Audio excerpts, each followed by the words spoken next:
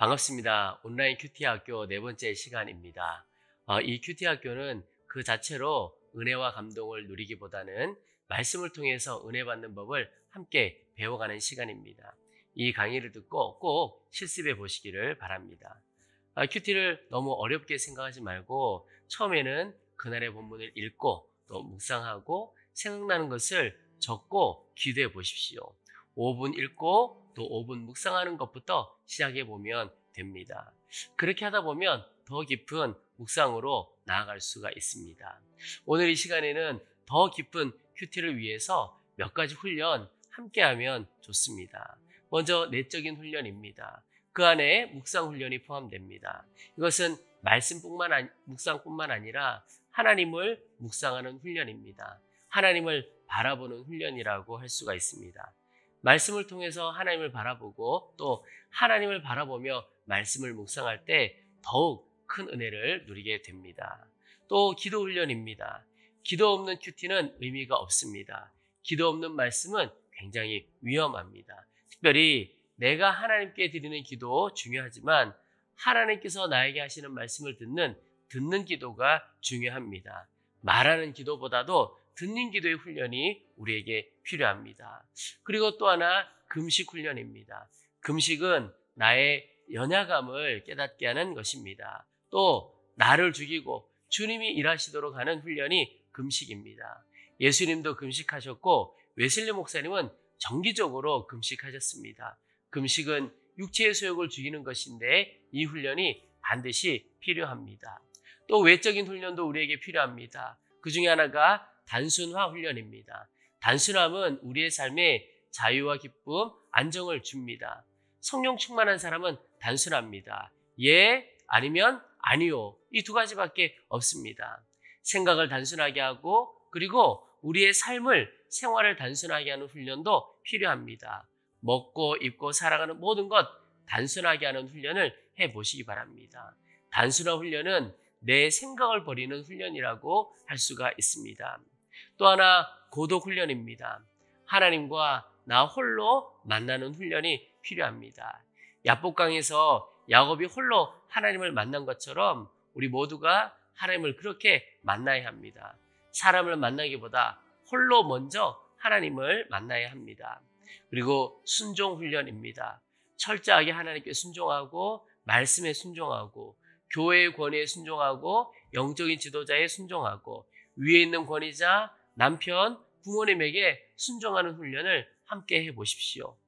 반항이 체질인 사람이 있습니다.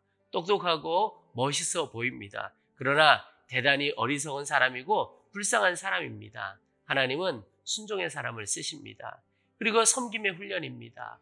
큐티를 통해서 다른 일을 섬기는 것이 최종 목표라고 할 수가 있습니다.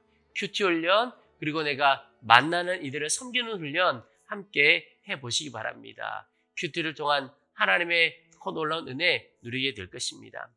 큐티를 할 때 주의할 것이 몇 가지가 있습니다. 하나는 타성에 빠지지 않게 하는 것입니다.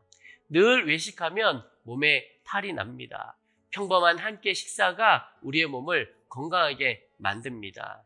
큐티가 날마다 감동일 수는 없습니다. 그러나 매일의 잔잔한 큐티가 우리 영혼을 더욱 건강하게 만듭니다. 그리고 큐티하지 않는 사람을 정죄하지 않아야 합니다. 교회 내에서 큐티를 강조해 가다 보면 큐티하는 이들끼리 서로 모이게 되고 큐티하지 않는 사람을 정죄하기가 쉽습니다. 그러나 정말 큐티하는 사람은 겸손합니다. 정말 큐티하는 사람은 다른 사람이 말씀 앞에 서도록 겸손하게 그를 인도해 갑니다. 그리고 큐티가 중단되지 않도록 힘써야 합니다. 큐티를 하다 보면 위기가 참 많습니다. 특별히 마귀가 성도들이 하나님의 말씀 앞에 서는 것, 말씀으로 주를 만나는 것을 온갖 방법을 다해 방해합니다. 말씀으로 주를 만나는 것은 매일의 싸움이라고 할 수가 있습니다. 그래서 실패하거나 중단했을지라도 두려워하지 말고 다시 시작해 보십시오. 큐티를 하지 못할 때 죄책감이나 좌절감에 빠지지 않도록 조심해야 합니다. 실패가 아니라 과정입니다. 죄책감 대신 기대감을 갖고 다시 시작해 보시기 바랍니다.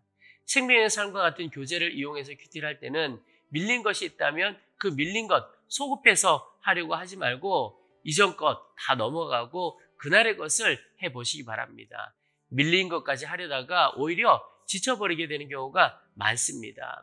오늘 이 시간에는 이제 마지막으로 적용에 대해서 함께 나누려고 합니다.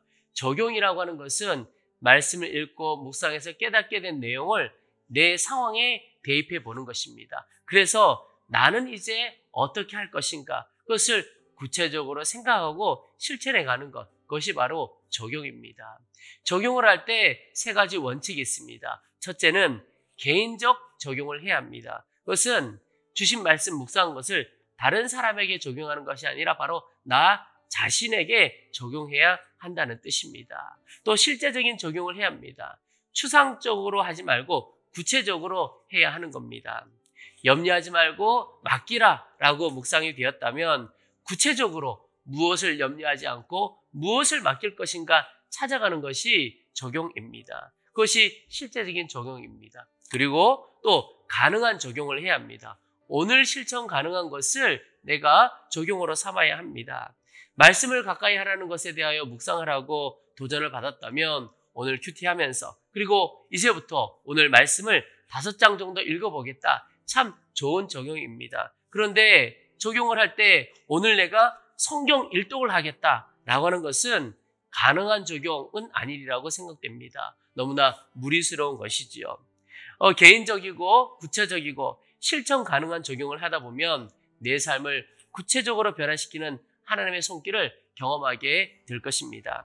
적용은 말씀이 내 삶에 열매 맺는 것이라고 할 수 있습니다.